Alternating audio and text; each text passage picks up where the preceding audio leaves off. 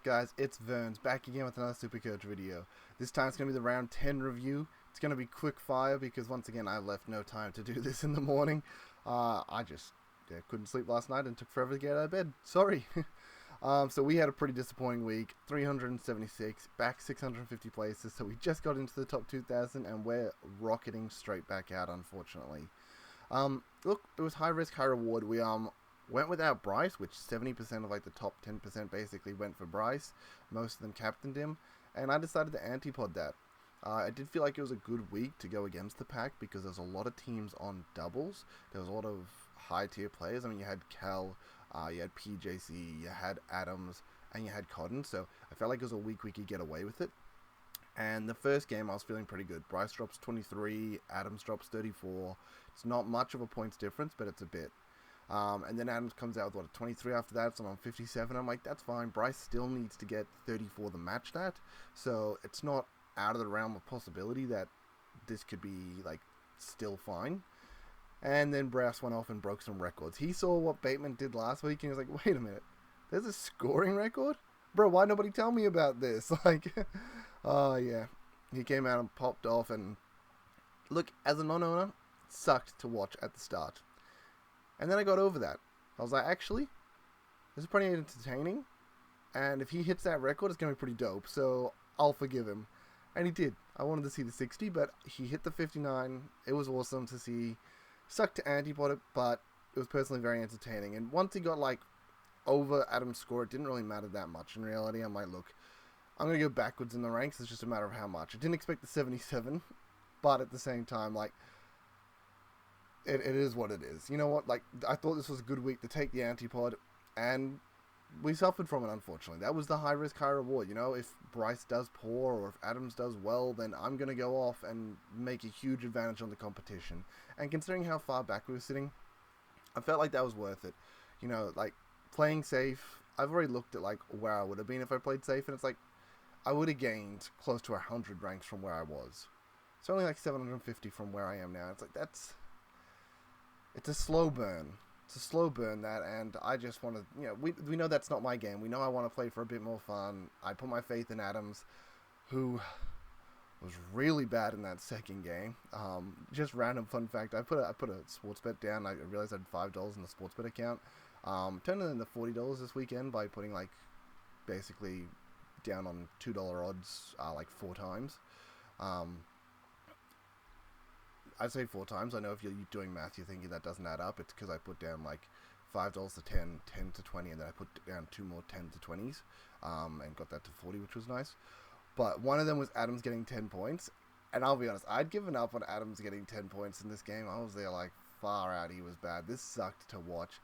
And then he hits that 3 with less than a minute left, where he's doing this little fadeaway thing, and I'm like, oh, okay, that's cool. I don't think he's gonna make it, but that was cool that he got that.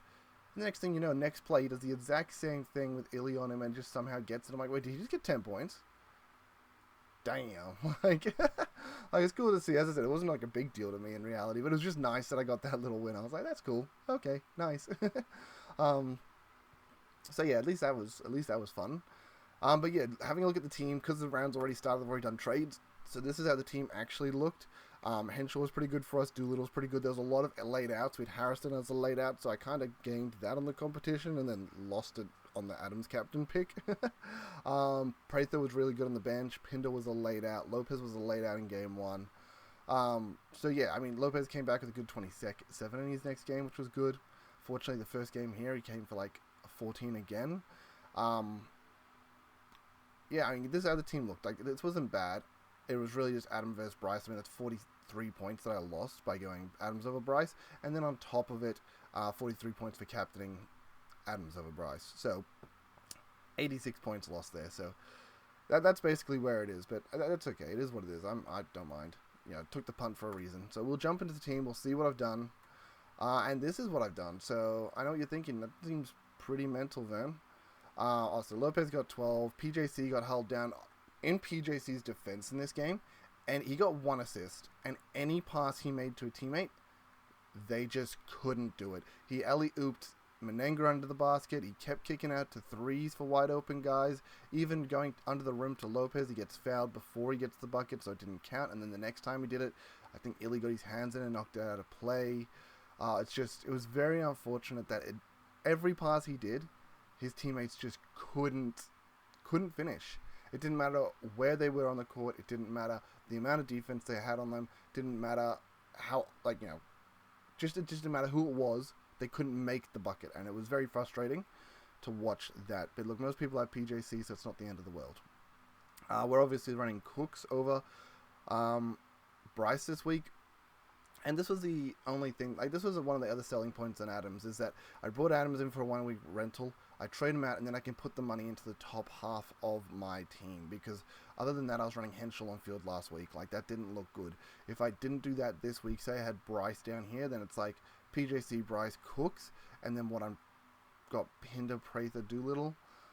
I'm not too happy with that, especially considering Pinder's situation. We don't even know if he's going to play.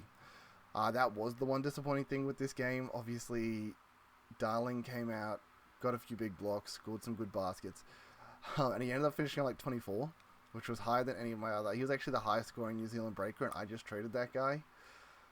That's frustrating. That's going to be more than Pinder. He's probably going to make money, and I just made the wrong trade. I did consider Pinder over Darling, but then in hindsight, I also sat there and went, if we actually look at Darling's season scores, 2, 11, 3, 2. He's got 127 in there. The most likely option here is he's getting a single-digit score. Probably a low single-digit score is what I was thinking in one of these games, and maybe an okay score in the next game. He has a 25 break-even, 26 maybe even 24. But I didn't think he was going to make it. I mean, Pinder has a 65 break-even, but if Pinder could... If he does play and he puts together a 45, loses 20k, that sucks, but he got 45. Where if Darling, it's not about the money at this point, it's just about who's playing. If he came out and he got 15, he loses 10k, but he got 30 less points than Pinder, so I just thought this was the safer play. In reality, as I said, Darling comes out at 24 to start, and you're just damn. Wrong play. I went the wrong way. That sucks. Is what it is. They have no bigs in there at the moment. I mean, Taco didn't play. We weren't too sure if Taco wasn't going to play. Yeah, went the wrong way. But Bryce does have Illawarra this week. I think he'll tear up Adelaide, unfortunately. But he does have Illawarra, who hopefully keep him down. That would be nice. They usually do. But yeah, my logic this week was going into a big. We always knew Adam was going into a big. And it was really out of the three guys you can consider was White, Harrison, and Humphreys. I wasn't really considering Harrison. It might seem weird. I think Brisbane have a good matchup into Adelaide because he's good into traditional big, so I think he'll be good into Humphreys. But he's already highly owned, and he does have a semi. I think his break even was semi-high, so it wasn't really a big deal. Where I feel like Humphreys, we saw it last week. He dropped off the 42. He looked incredible. Someone that I ran last season and really loved his work. I think with Trez out of the team. KD out of the team, Humphreys has to be the guy that puts the team on the back. He has to be getting the rebounds. He has to be scoring the points. Yeah. And we saw our boy down here. I'm just going to call him Ras. Ras did really well in his 20 minutes of court time, -7 break even. KD's not back this week. DJ's out. Ras is probably going to come out with, if he can perform, he can probably get some good court time. Hopefully get a good first game score.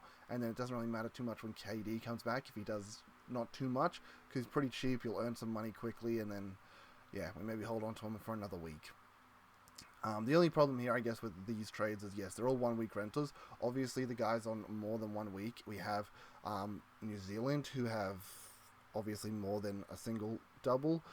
We have Brisbane, who have their 8 doubles in a row starting now, and then we have Melbourne, who have 2 doubles. So White was the other consideration here. I think I just kind of anti-potted it just for the point of anti-potting it, but at the same time, I don't know, I'm a big Humphreys fan, really happy with what he does. He's very cheap as well, much lower break even too, so he just needs to, if he can put it together for a game, this will be awesome. Then when Trez comes back next week, he sort of does have to get moved because we have Humphreys and Zukowski. I don't have any DPP in my center line, meaning I'd have to play one of them next week on field, and that's obviously not good, so he will get moved on instantly again next week. And because I'm doing that, obviously the Perth guys finished their run, and I sort of need to move on them too. So this was kind of the problem with Darling and Pinder, is if I kept Darling, who I originally planned on keeping for bit longer than the 1 week, and meant that I could move on one of these Perth players at this point in time, meaning that next week I could get the rest of them out, or at least another one of them out. But because I didn't get him out and I don't have Darling sitting there, I have to get sort of Pinder this week out. So yeah, I mean, it means I'll be trading Humphrey, I'll trade Pinder, do little on the bench isn't the end of the world in my opinion. And Henshaw as well. They're probably going to fluctuate, they're not going to fluctuate too much in price. They'll probably be around this price. Just means an extra week that I have a bench guy not on a double, which isn't ideal, but that's okay.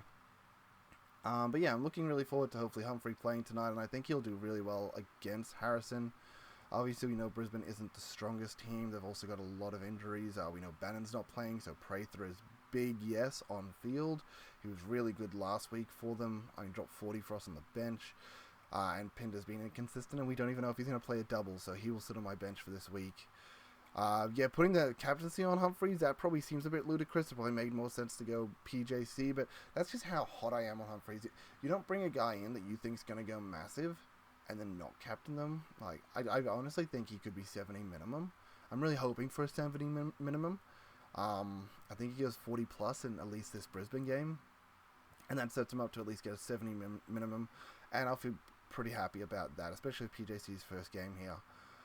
I think, yeah, what's our boy Pleb also agreed with this. I actually saw his tweet yesterday, and I was really happy to see that, and I'm like, damn, I know he hasn't seen my video yet because I haven't put it up, but I'm already on that Humphrey angle. I've obviously already committed to it because we've got, the games have already started, so it's good that, like, I was actually really surprised how much of a pod this wasn't. I really thought me jumping on this was going to be like a sub 5%, maybe a 2% sort of play, but there's actually like 12% of the top 10% that went for Humphreys, and I was like, oh, okay, so like, this isn't as poddy as I thought it was. A lot more people are hot on him too.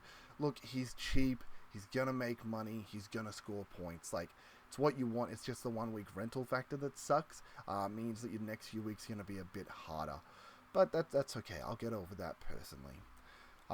Yeah, I mean, last year I made good value because I played the fixture. This year I'm not really doing that with this kind of play and with last week's kind of play. But look, let's be honest, guys. Like, we're so far back that I have two options. I copy what everyone else does and, well, maybe slowly increase in rank. Like, we're just not in a position where we can get away with that.